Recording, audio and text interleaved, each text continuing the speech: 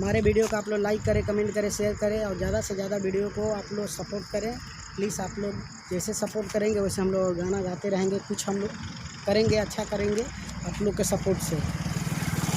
कि जब से नैना लड़ल बात आगे बढ़ल, रोज अखिया रहेला इंतजार में, दिल भइल दीवाना तोरा प्यार में, दिल भइल दीवाना तोरा प्यार में।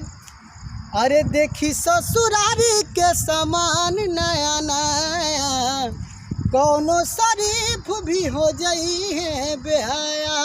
अरे प्रभु जे फेरा में जे ऐसे अबेरा में तो कुल रंग दरिया भुला जाई हो, तो भुला जाई हो।